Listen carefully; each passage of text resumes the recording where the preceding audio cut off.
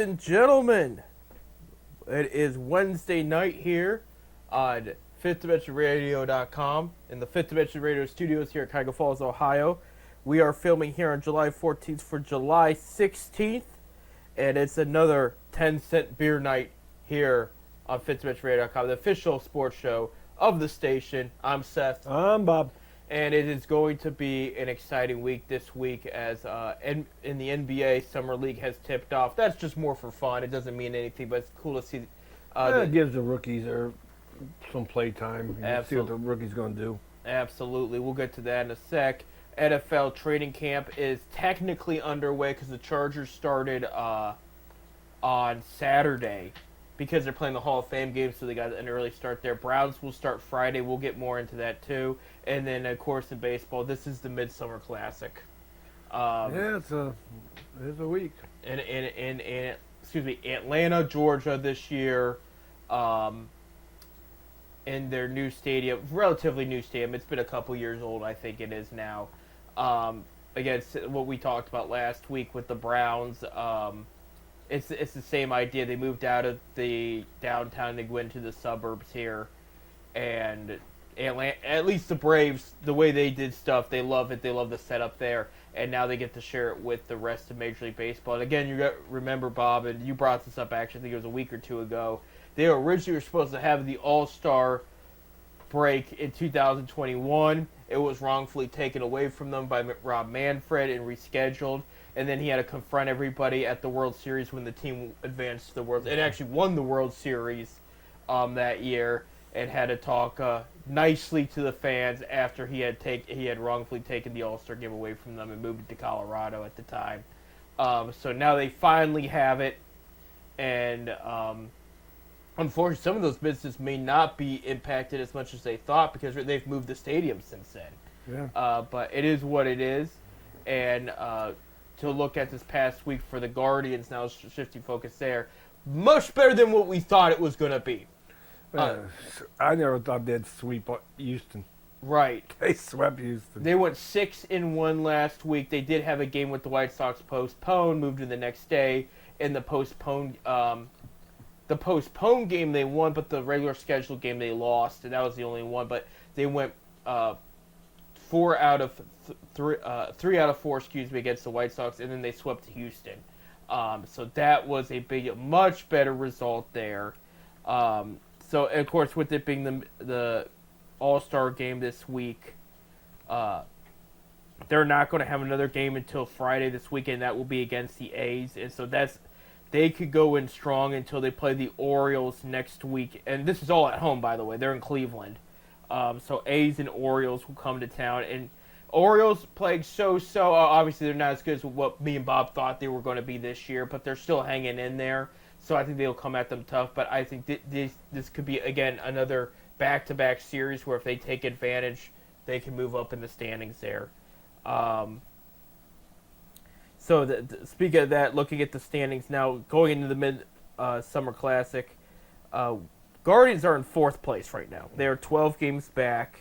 They're 46-49. Royals are 47-50, also 12 games back. Second place is the Twins at 47-49, 11.5 games back. Detroit has a league-leading 59 wins. White Sox are dead last at 32 wins. There. For the American League East, let me run this down real quick. The Toronto Blue Jays are in 1st, which is crazy because this American League East has gone shuffled so much. Yankees were up there at one time. They were up there most of the time. There's a short time the Rays were up there. Yeah. So you have Blue Jays 55-41, 2 games behind them. The Yankees at 53-43.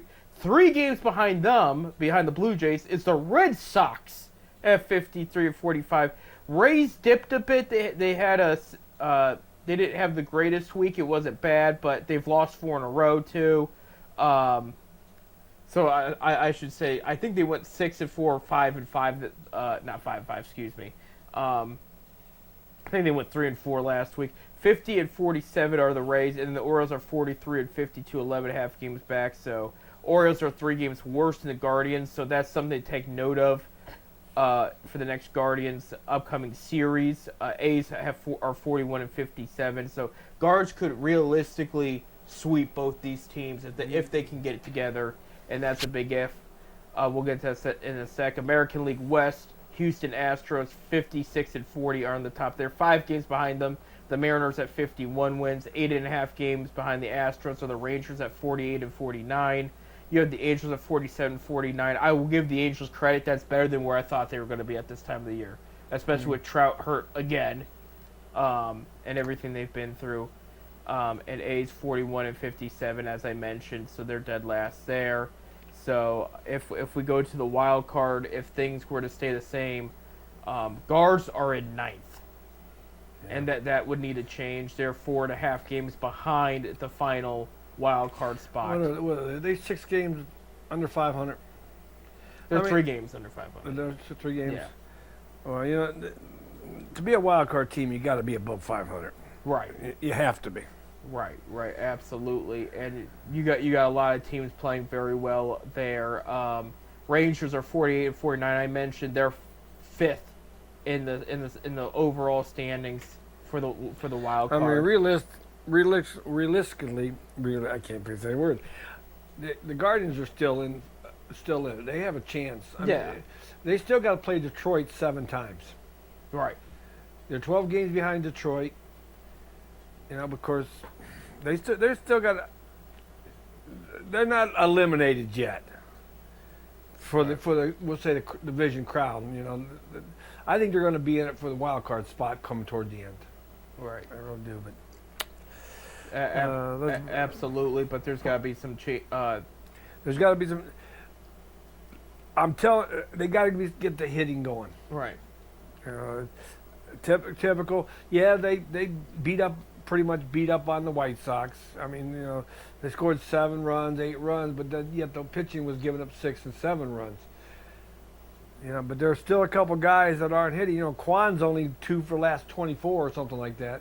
He's getting on base, or he's hitting the ball. He's just not getting the hit that we need. Right. And they were 2 against Chicago the other day. Of course, the home run ball did the trick, but they were like 2 for 9 with runners in scoring positions against Chicago. And these are the teams you gotta beat. Right. Yeah, we saw Carlos Santana and a couple other guys hit some home runs out there. In Houston, the power hitting was huge too. Jose hit a few home runs there. You had Martinez hit a grand slam in Game 2, made the difference there. Real quick before we dig into the Guards, because there's a lot to talk about there. The National League here at the quote unquote halfway. We're more than the halfway. A little more than halfway. But. Yeah, but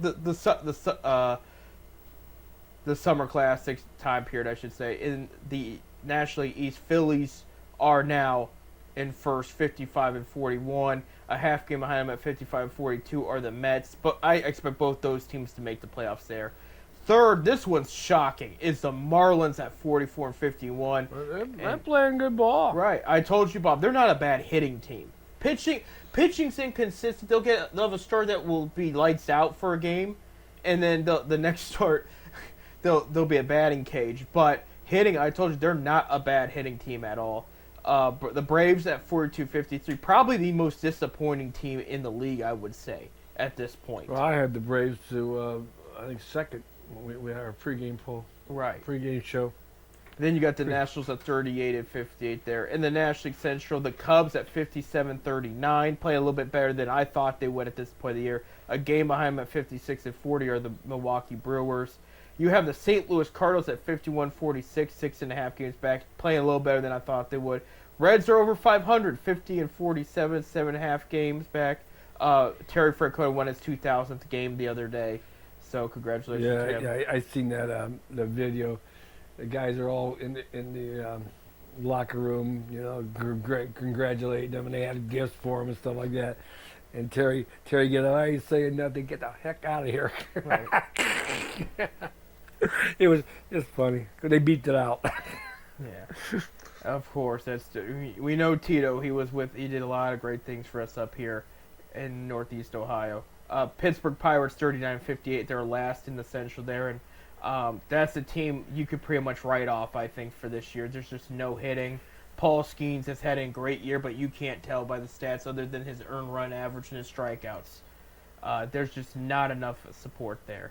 Dodgers ahead of the West, the defending champions, 58-39. Much better week last week for the.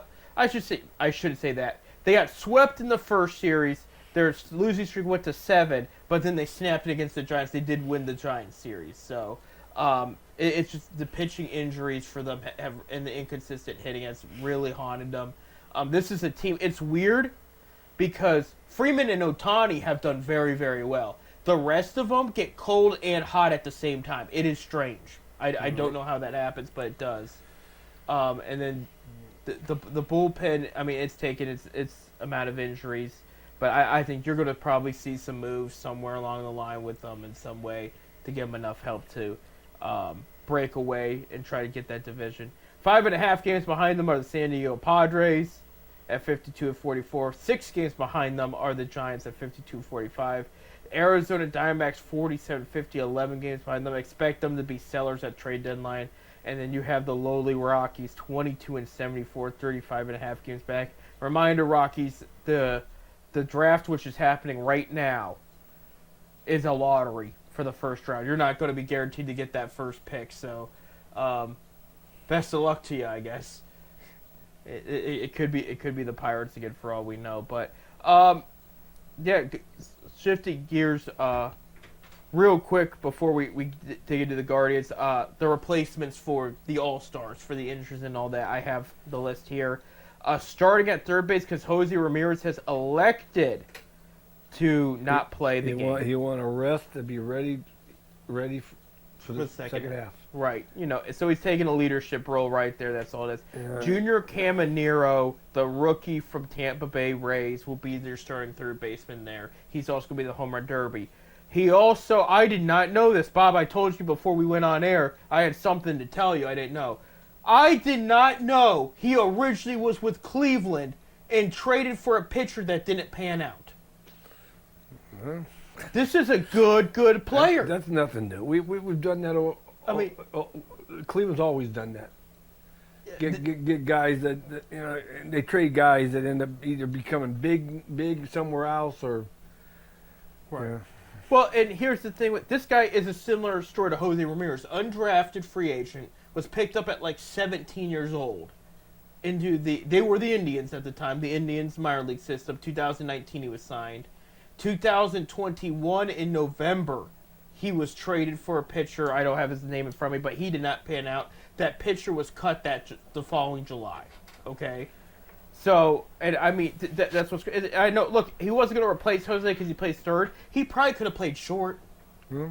They could have moved. They could have had the long-term answer short. Now there's this very skilled player for the Rays right now is killing it, and Cleveland had their mitts on him first. That's typical Cleveland team. Yeah, I mean all the Cleveland teams. Yeah. Also for filling for injuries, in the American League is third baseman for the reserves, Kansas City Royals. Miguel Garcia, he's had a solid year. He's had a good year. Yeah. This guy heated up recently, and he's joined the team. Third baseman for the Detroit Tigers, Zach McKinstry. He's overall played very well, but he had a decent start, kind of got cold there in the middle, and then he's been hot of late. Isaac Paredes, third baseman for the Houston Astros, is also joining the All-Star lineup. He was in the give me a sec here. Kyle Tucker trade that the Astros did with the Cubs earlier. I should say late in the offseason there. And then, believe it or not, and I'm shocked to see this name here, filling in also in the outfield, substitute for an injury there, Randy Arozarena from the Seattle Mariners, hitting 251, 17 runs, 48 RBIs, 16 stolen bases. I bring those stats up because he has not been the same player he was back in 2020 when he helped take the Rays to the World Series. He just hasn't. He was traded last year in the trade deadline to Seattle, and now I think this is his first All-Star game here. So he's coming in. Also, for fill in for starting pitchers in the American League, former first overall pick Casey Miz of the Detroit Tigers has made the team. This guy's played very well this year. Drew Rasmussen of the Tampa Bay Rays. Rasmussen? Yeah, he's been solid. Carlos Rodon, the hard lefty for the New York Yankees. Cleveland fans remember him being in Chicago and teeing off on him. He's made the team. Joe Ryan of the Minnesota Twins has also made the team. And then this closer here. No, it's a setup man there. Setup man for the Kansas City Royals, Carlos Estevez, has also made the American League team. For the National League, any fill-ins? Nobody in position players. Everybody's healthy. Everybody's playing. You know, for the pitchers, you're going to know this name, Bob. Andrew Abbott. Starting pitcher for the Cincinnati Reds. He has made the team. Jacob, I'm going to butcher this so bad. This is a rookie here. Jacob Mizorowski. I think that's how I'm going to say it. From the Milwaukee Brewers, he's made the team. David Peterson, the Mets, I have him on a couple fantasy teams. He's done well this year. He's made the team. For relief pitchers, Trevor McGill, closer of the Brewers, was added. Robert Suarez of the San Diego Padres was added, which surprised me. He was added because he leads the National League in saves. But their setup man to Adrian Morhone, who was labeled as a complete miss on not making the team, has made the team. So that's your updated all-star roster right there. And then I was going to pull up Home Run Derby real quick. Who's in the Home Run Derby? I know some of the names on top of my head, but I want to pull that up real quick. I haven't even heard. Byron Buxton, I'm shocked. He's not. I mean, he's got power, but I don't think he's a home run there. No. Junior Caminero, we just talked about him. Apparently, he was with Cleveland first. It's now with Tampa Bay. He's going to be in the home run derby. Jazz Chisholm Jr.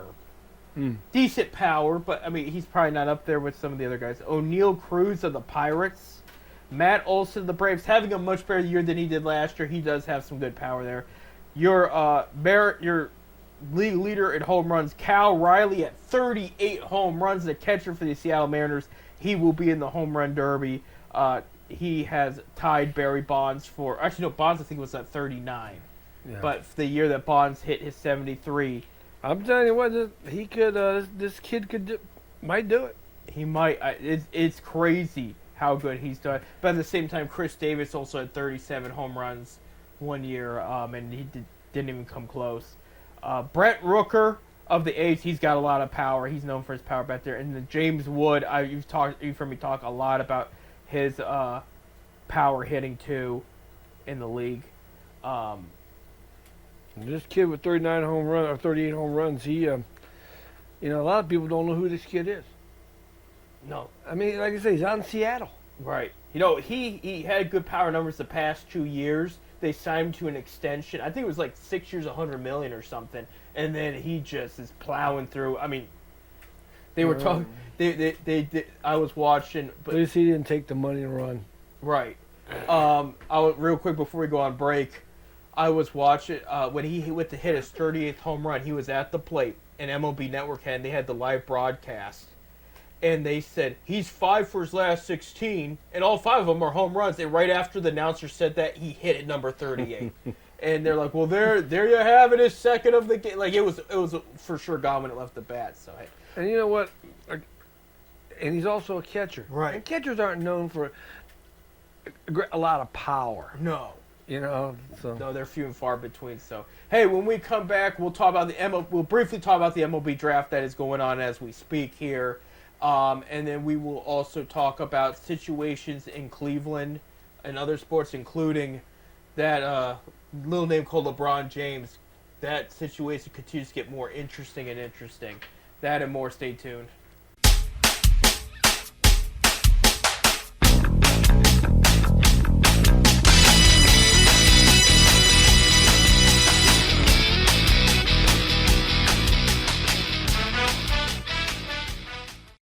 And welcome back to our second segment of today's 10-Cent Beer Night here on FitToBitchRadio.com. I'm Seth. I'm Bob. Beautiful summer weather overall this past week. I think while I'm talking, and you're listening in Ohio, it's going to be storming. It's going to be rain. It rained this morning a little bit yeah. because it's being a Monday. So Right. So hopefully it'll be sunny in Atlanta where they will have the MLB All-Star Week. it never rains on a ball field. Never. Never does. Never does. They just make it up for postponement and rain delays and all kinds of stuff. And that's why the Rays Stadium it never was damaged. There was no rain. There was no hurricane. You're full of it, Bob. That's all. Anyway. And we got old saying on the golf course. It never rains on a golf course. Right. It can be raining all around outside the golf course, but it never rains on the course. MLB draft is happening as we speak. Nationals won the first overall pick in the lottery. They selected Eli Willits from shortstop from Fort Cobb Broxton High School. There was comparisons to, as far as the type of player is, Francisco Lindor and Mike Trout as far as high school dominant prospects that could come up fast and play well. So they're very sold on this guy here. Just rounding out the top three, Tyler Bremer of pitcher from UC Santa Barbara, who was originally predicted to be picked first overall. He slipped to the Angels at number 2, and I guess Angels saved money and gave him a little bit less of a bonus than the normal top 3 get, I guess. That's what I was told there. Mariners get Cade Anderson, lefty pitcher from LSU, as the third overall pick. I do want to mention this one because this kid was on the field when his dad played for them back in 2007, just holding him like he was a little baby. 07 feels just like yesterday, but no, this kid was a baby, and this kid's name was Ethan Holiday. That is Matt Holiday's Matt Holiday's second son. His son Jackson plays for the Orioles and is playing very well. And he was a top pick as well. Ethan Holiday, third base and shortstop for Stillwater High School in Oklahoma, and he's going to the Stillwater Rockies. High School? Yep. He's going to the Rockies. That's where Johnny Benchkin went to high school. There you go. Bob, I'll mention this because you're wearing Reds. Steele Hall, shortstop from Hewitt Tressel High School in Alabama, was picked 9th overall by the Reds there. A lot of shortstops taken. The interesting draft so far for the guards. Okay, 27th pick overall, they picked Jace Lavolette, outfielder from Texas A&M. Okay, power hitter. This guy's got power. Well, the minor leagues don't have no power. We gotta get the kids down there, get them. We gotta get some power up there. Right. First Texas A&M guy they drafted in the first round since Tyler Naquin. So there you go. And Naquin, by the way, got called up to the Lake County Captains for pitching. He's a pitcher now, if you can remember. He switched. Oh, you didn't know that? No, I knew he was the pitcher, but did he call him Lake County? Yep. He's all right. He's going to the Lake County. We gotta go up there and see him pitch. Right. Well, he might come to Akron soon, so we might see him there too. Speaking of the draft in Akron, Travis Bazana, the first overall pick from last year that Cleveland picked. He's progressing along very well in Arizona. He could be back in Akron either this week or next week. So that's what they're talking about. So he's going to be back soon, so that's good there. But this is where it gets interesting, Bob. No pitcher taken by Cleveland until the 6th round. Mm-mm. So you have the power hitter there. Okay, I just want to read off a couple of these. Again, we're just talking about the guards right now. In the 2nd round, they picked the shortstop out of Tennessee, Dean Curley. Okay, competitive B balance round B. Guards were the only ones with a pick. They picked Aaron Walton, outfielder from Arizona. Okay, competitive balance round B, again, 70th pick. Will Hines, shortstop, Lorne Park, Canada. So they went Canadian there. No. Good baseball with Canada. So they already got 2 shortstops outfield there. In round, was this 4? Third, no, this is the 3rd round here. They picked 101, Nolan Schubert, outfielder, Oklahoma State. Then they picked, let me see here, 132, Luke Hill, third baseman, Ole Miss. And I'm not going to name everybody that they picked, but there'd be 40 kids. Well, no, they're still drafting right now. Yeah, I mean, it's 40 rounds.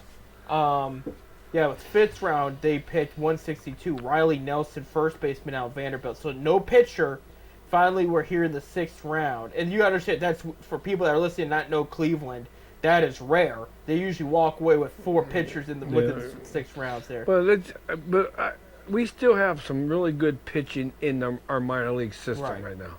You know, it's the position players that we're having some problems in the system. Right. So. 192 for the guards. Nelson Kelji, pitcher, Oregon State. That's your pitcher right there. Finally take out the board. So they went bats. Outfield, a couple, like 3 or 4 outfielders, a first baseman, 2 shortstops. I mean, they have been just. And they had a lot of picks there in the first 6 rounds there too.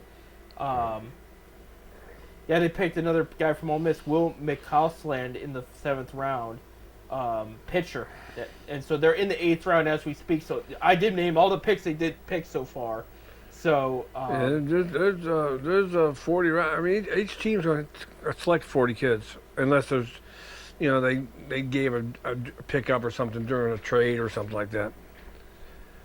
And then you got the comp picks. You know, you got usually there's 2 rounds of comp picks. And those are given from team to team for trades and stuff like that. Absolutely. But there'll be these are the kids that you know, out of all these kids being drafted today, you know, if you're lucky, maybe 2 or 3% of them is going to make it to the majors. So, but hey, get drafted. That, you know. Right, absolutely. You're getting drafted. Akron Rubber Ducks still in. I think actually they may have left already. They don't play today, so they don't play on Mondays. So the series will start. Actually, I think they're on All-Star break too because their next game's at Altona on Friday. You know what? Yeah, they are on All-Star break. Yeah, so they'll be at Altona this weekend. Then they'll go to Harrisburg in Pennsylvania to play the Nationals AA team there. Tuesday through Sunday there, and then they're going to be back home playing on July 29th.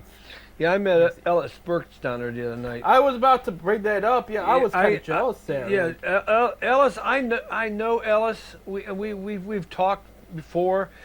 Ellis used to be one of the a scout for the Reds. Well, was he? Yeah, and he of course was with Atlanta. He was with Cleveland in their front office. When he first left, he worked in the front office. Then he became a scout with the tribe Indians at the time. Then he went to Cincinnati, became a scout there. Now he's with in the Giants organization. He's a pro scout. There's a difference between associate scouts and the pro scout. Pro scout just do pro games. Then he was up there. There's a reason I didn't ask him. It ain't my business. But there's probably going to be a trade between one of those teams, the Giants and somebody, for one of those. Yeah, because they're playing Akron, which is Cleveland's minor league. And who else were they playing? Well, they were playing the Richmond Flying Squirrels. So he was there to watch one kid from either Akron. Orioles? I don't know who it is. No, the Giants. No, that is Giants. Yeah. Yeah, there could be a trade being involved or something. That's what these pro scouts. I did run into Ty Henrik, who is a Red Scout, the pro scout. He was there too. And he was sitting with the Tyler. So with Ellis Burke. So. Okay, so it could be a Reds Giants Reds Giant thing. There you go. So that's going to be interesting, especially since Giants have made a big move already. But remember, these two teams. Richmond is the Giants farm team, right? You know, but Cleveland is the Rubber Ducks farm team. So it had to be something with Richmond. Ty's looking at the kids. Somewhere along. I didn't get in. No, it's not our place. But anyway, I sat there and I was talking to Ellis, and we was talking. Of course, I never knew he's in the Boston Red Sox Hall of Fame. Yeah. I never knew that. We was talking about that. And then, of course, Bill, my brother Bill's there. And he knows everybody, you know. He says, what year did you get elected to the Hall of Fame? I said, what? You was I'm first now. I'm saying Major League, National. Right. You're saying it. Yeah. I said, well, he wasn't that good to be. He was good, but he was good. Yeah, but he in 2011 he was put in the Red Sox Hall of Fame. No, I loved him in Cleveland. A great player, great personality. Yeah, but he only played 2 years in Cleveland. He played 3. No, well, yeah, 2002 to 2004. Yeah, I guess. Yeah. But he was, especially in the rebuilding, because he came at the wrong time. They only went to the playoffs once when he was there. Maybe not at all, actually, if it's 2022. But anyway, he always played behind Jim Tomei in the lineup when Tomei did play, because they went back to back sometimes. Yeah, he was sitting down there, and I seen him, and I'd seen him sitting down. I said, Bill, I think that's Ellis Burks. And my brother goes, yeah, that is. I said, do you know him? I said, yeah, he was a scout with the Reds for a while. So I went down and said, I go, Mr. Burks, I don't know if you remember me. He said, yeah, I remember you, Bob Fritz. It's pretty cool. Yeah. There you go. No, I was a fan of him. And I think he did a little bit of broadcasting for Cleveland for a minute, like filled in or something. Yeah, he did. He filled in. Yeah, he filled in for me. Yeah, that was in the mid 2000s. Yeah. Like 2008, 2009. He did get out of ball. His last year was in Boston in 2005. There you go. What he said, so. Which was a great year for Cleveland there. A great year for Boston, won it all. But Boston was the reason Cleveland did not make the playoffs there. But that's a whole other story. But no, Ellis Burks, great player. Great player. You never know who you run into at these games, you know. No, so Rubber Ducks 8-10 though, second half so far. So they need to get that up there, but it sounds like help is on the way with Travis Bazana, and hey, maybe Tyler Naquin. You never know.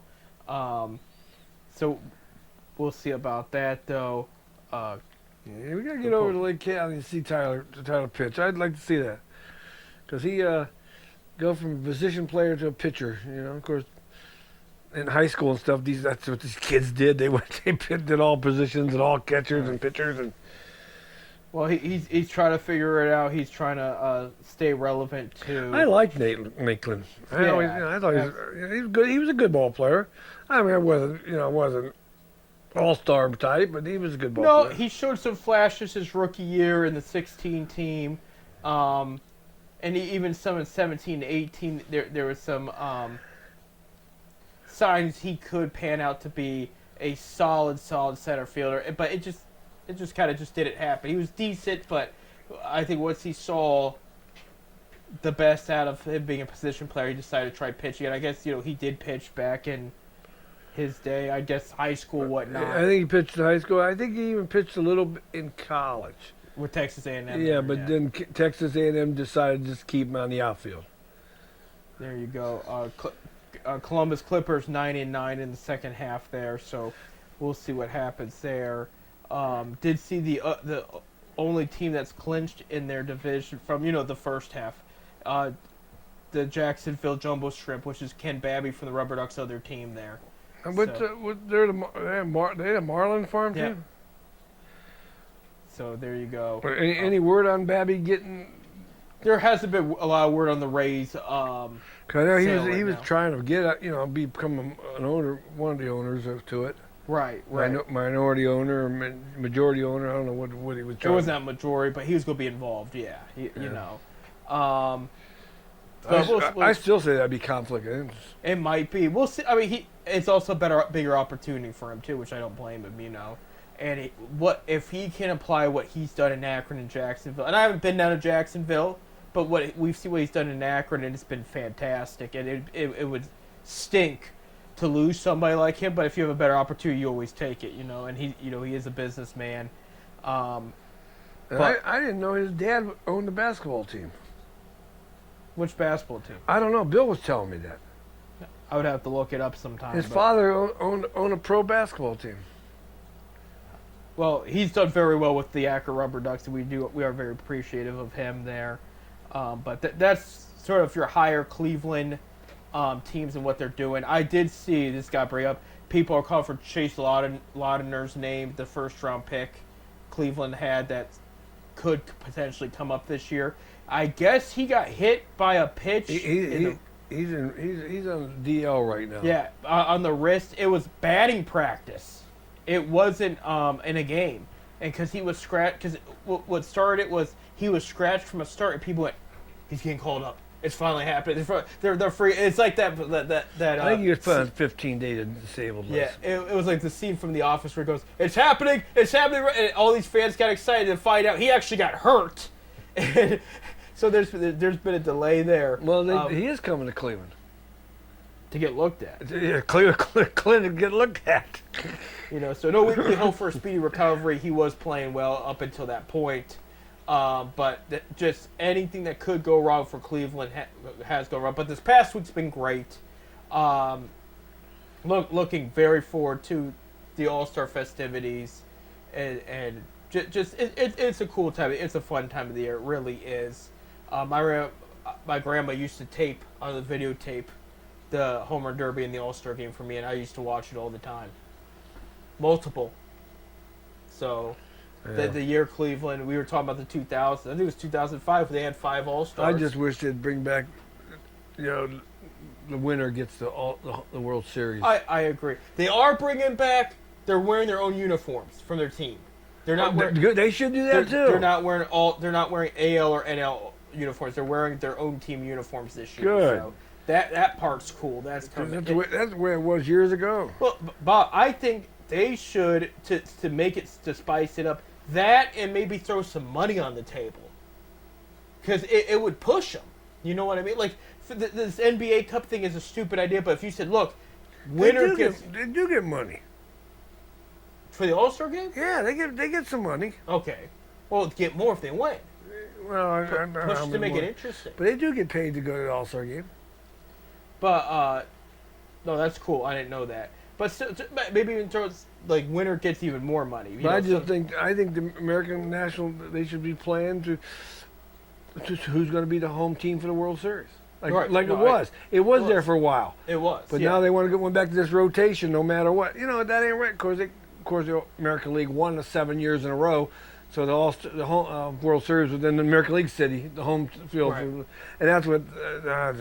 But that's what you give me something to play for, right? Instead of just going out there, who cares if I strike out? Who gives a crap? Right. That's all the All-Star game is. And this was the best one because NBA they're trying to figure it. I give them credit for trying to figure it out. Hockey's hockey, and then football. They're calling for it to just be extinct. They don't even care anymore. The fans are just like we're not putting flag football on. Like there's no reason for this game. Speaking of flag football, on the 18th Friday, this coming Friday, I'll be working the United States Flag Football League down in Canton. Congratulations. Yeah. Don't fall asleep before it's put on. It's part of the NFL's flag football, whatever, and it's national championship. And there's teams from all over the country that are coming to Canton, Ohio. Flag football. My goodness. So I'm sure producer Bob's their son will be down there probably for big time sports or whatever, and filming it. Because ESPN's going to cover it. So of course they are. They want to cover something that's not baseball but gets the fans pumped for football. So flag football. When we come back, we got to take a break. Browns start training camp on Friday. We'll talk about them and the Cavs because there is stuff to talk about. Stay tuned.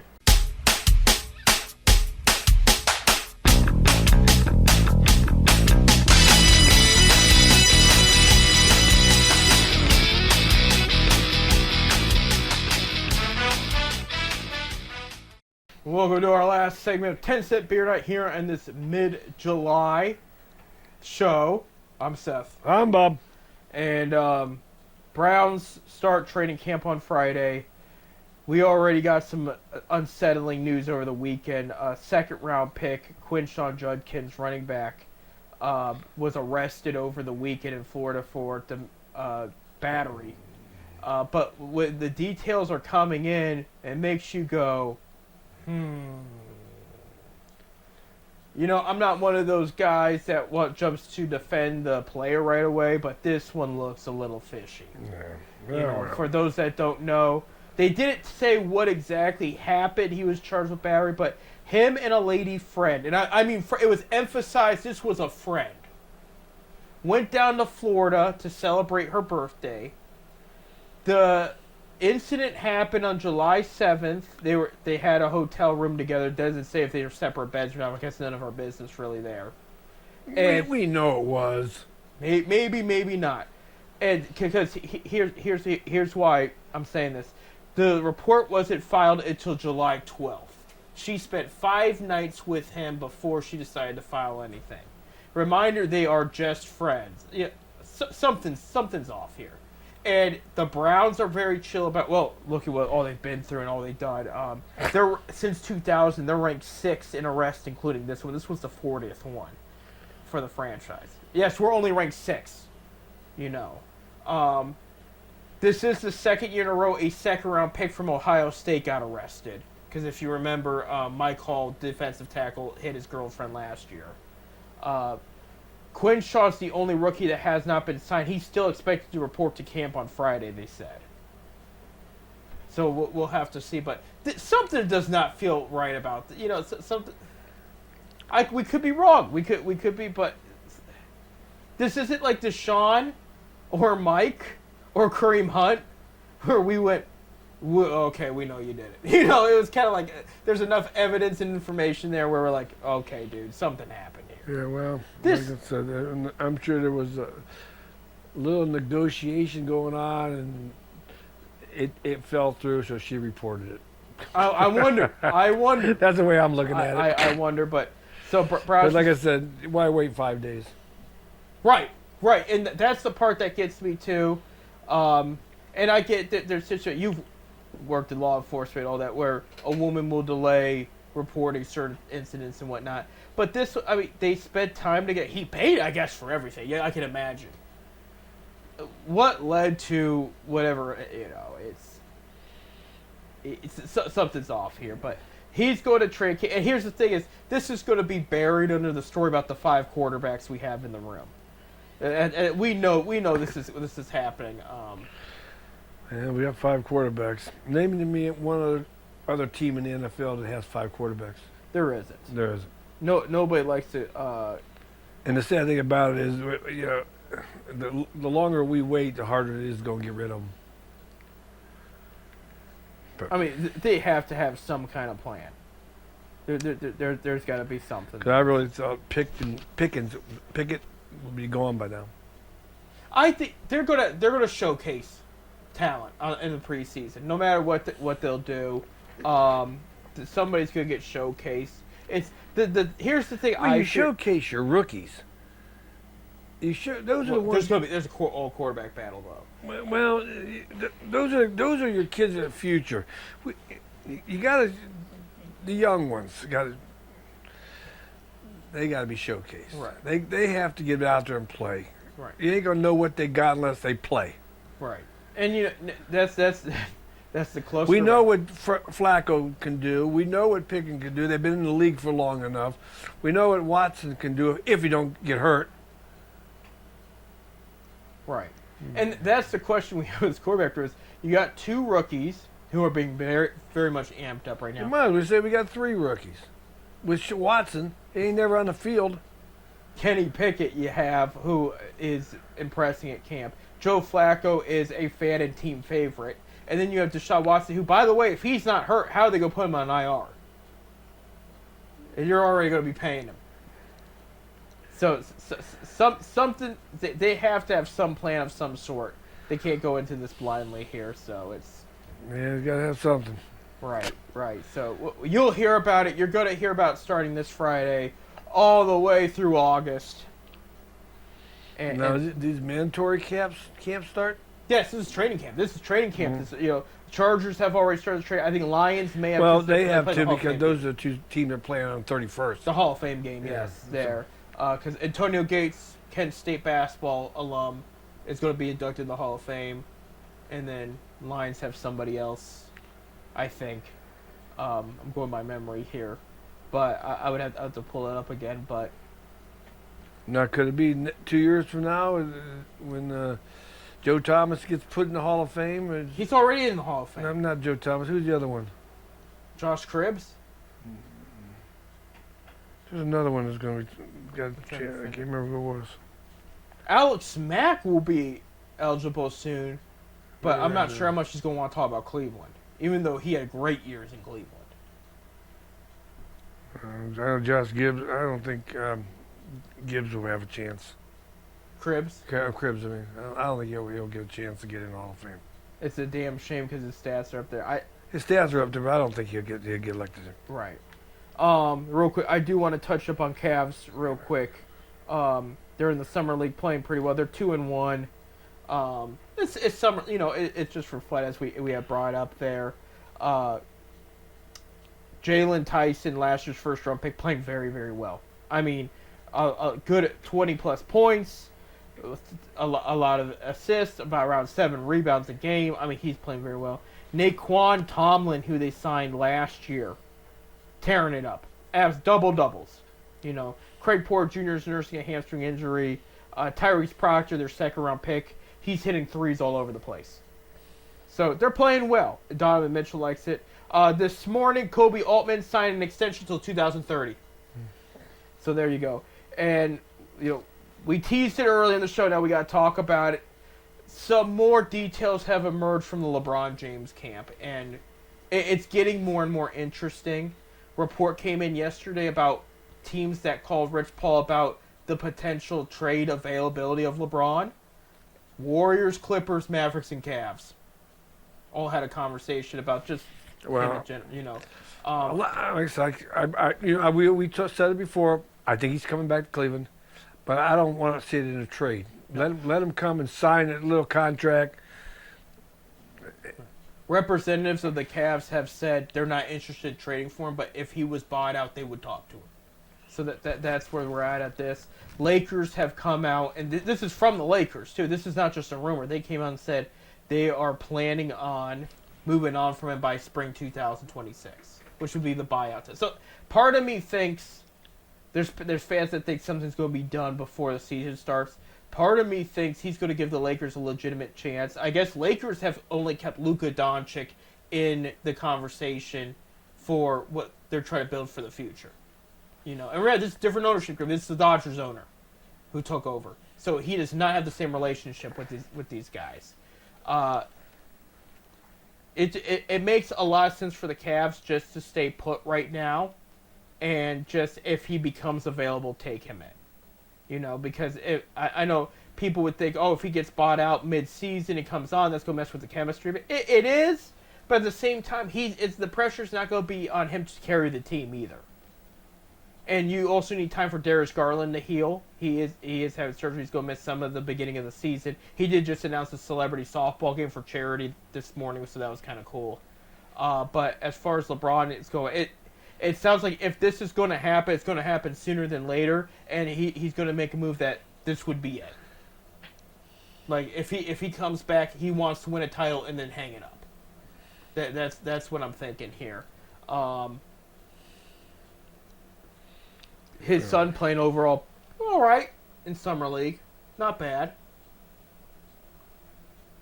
Cooper Flagg played 2 games for the Mavericks there. He scored 31 points one game. They have shut him down for the rest of the summer league, the first overall pick.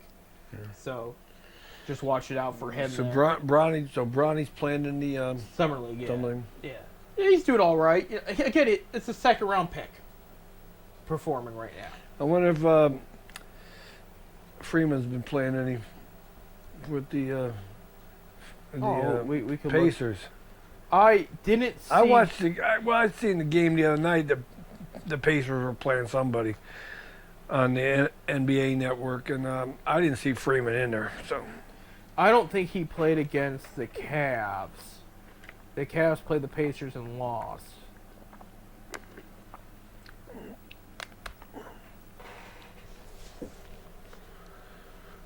That'd be cool.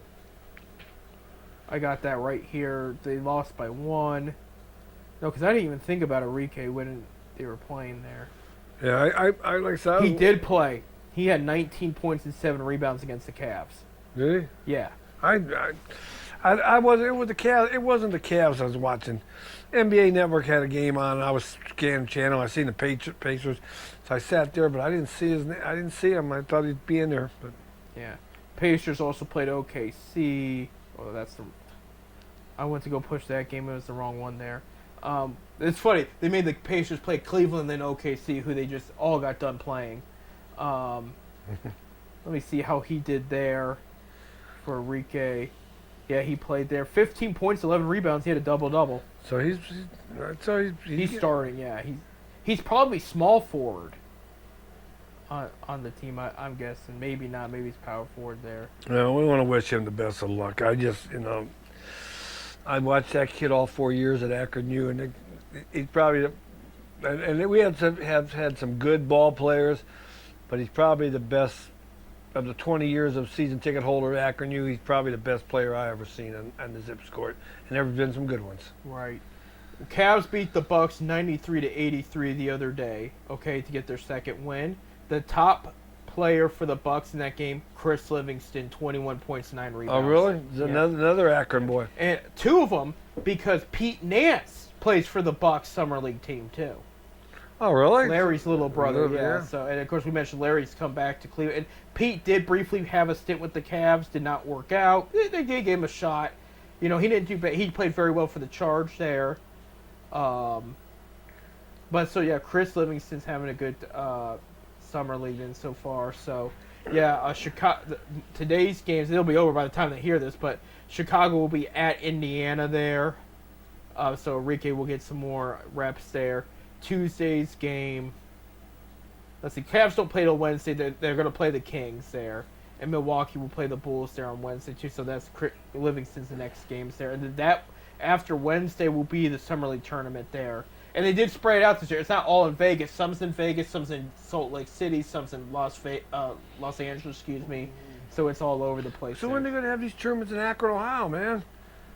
The rubber capital of the world. We need, LeBron come. When LeBron Of course, he was in retires, town last week. Yeah, he was home. He came home and I guess he was at golf outing for the St. Vincent Alumni Association. He was with the guys, man. Yeah, down at Portage Country Club. Which LeBron, I'd like to play that course once. Please let me see if you can get me on it. You have to be good to play that course, Bob. No, you just got to have the money to play that course. Right. I'm kidding. Yeah. No. Private club. It's always amazing to look at that old St. V's team and the impact they had outside of St. V, because we look at them as like, these Ohio State champions and everything like that. And the reality is, one guy went on to the NBA and changed the face of the Cavs franchise. The coach and other players changed the program at Akron U. I mean, drastically changed. I mean, we're talking that whole team leaves and just made a bigger impact somewhere else, whether it was local or on regionally, nationally, both. And it's just impressive. And now you got Drew Joyce Jr., now head coach at 2K. Romeo Travis is doing his thing now, and our Zips are all over the place. But, I mean, I think Mav Carter, with that group, he's like owns that production company that LeBron backs. right. Out there in California. A couple of the guys, they didn't necessarily play basketball with him, but they were at St. V, are still in the Cavs front office. Yeah, And that's why it might be an attractive position with LeBron. Because here's what we keep talking about: the LeBron, the reunion. Is this going to happen? All that. Not just that. Dan Gilbert put 15% of the team's stake for sale, and there's no talks of who's going to take it. LeBron can't take it if he's a member of the Lakers, but who's to say that stake stays open for a little longer? And he joins the Cavs, retires, and takes that stake. well, I'm sure Gilbert, somebody would say, I'd like to buy that 15%. Right. I'm sure Gilbert can say no because he don't want.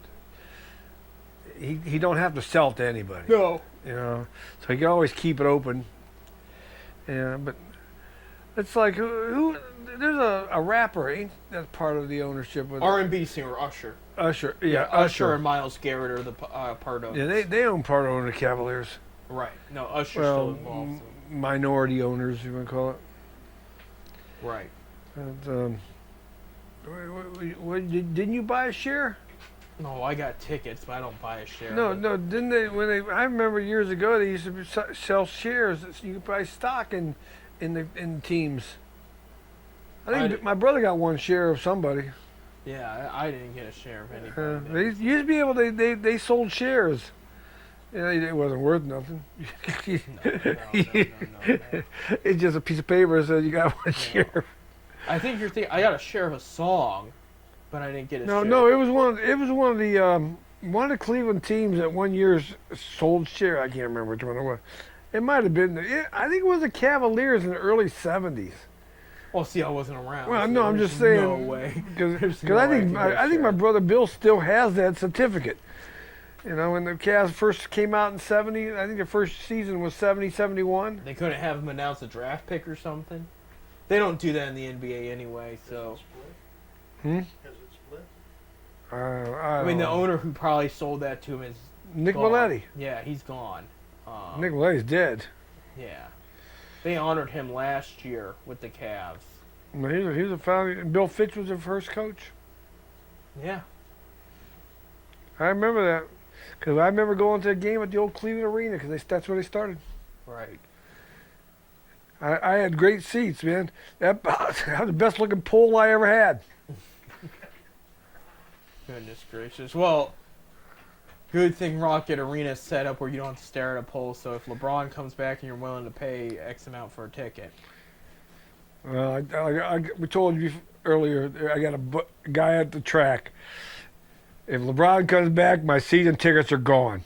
That's exactly what he he's told saying me. that until they dominate. You know. No. It'd be a 1 year ordeal. That's the thing. Like, Well, then they'll get after that, I guess. But he just said, And he'd bring I the didn't like parade the way back. he left us the first time. He should have never left us the second time. Hell with it. That's where Johnny said. So I shouldn't bring his name well, up. I mean, he. Of course, I didn't like the way he left the first time either. No, and he didn't want to do it that way too. He was paid and pressured if into it. he didn't want to do it that way, why did he do it? He didn't have to follow their rules. He didn't give Gilbert a chance to go out and get a free agent. He left the very last chance. But he's made it up though. I mean, he won. well, he came back and got the and championship. won the championship, and that's why it's all forgiven, and that's why I I overlooked. mean, that's the why I decision. never got. Now, when he came back and got the championship, I forgave him. Right. But I don't have no regrets of a ball player saying, "I'm going to go where the money's at." And the sad thing about it, the Cavs offered about the same amount of money as Miami gave him. More because of the Larry Bird rule. Yeah. You know, At least with the Lakers, he told them before free agency opened up. He called them and said, "Hey guys, I'm going to be leaving." So well, he didn't do that at Cleveland. He did when he left for the Lakers. He did. Yeah, but when he left with Miami, No, he didn't. no. And that's one of the reasons I would like to see him back on the best terms. And I mean best terms. I mean, we don't trade for him. We bring him in with what we have because I know we'd win a title with that. If he were to win another title, he ties the most he's made on a team. Because if he retires right now, the most championships he's won was in Miami, and I don't like to see that. I said at least tie it. Come back to Well, Cleveland. he's won 2 in Miami. He won 2 in Miami, yeah. He went back to back in Miami. He took Cleveland to the finals 5 times total, but only won 1. If he could win 1 more, and he would have the guys to do it, healthy, you know. Oh well. But All we'll see. Hey, we got to wrap it up. When we come back next week, we'll talk about training camp. Anything new on the Cavs, we will. We'll talk about how the All-Star game went and how the weekend went for the guards, that and more. And with that being said, thank you, producer Bob. Thank you, Bob, other Bob. And all that being said, go guards, go Cavs, go Browns. We'll see you next week.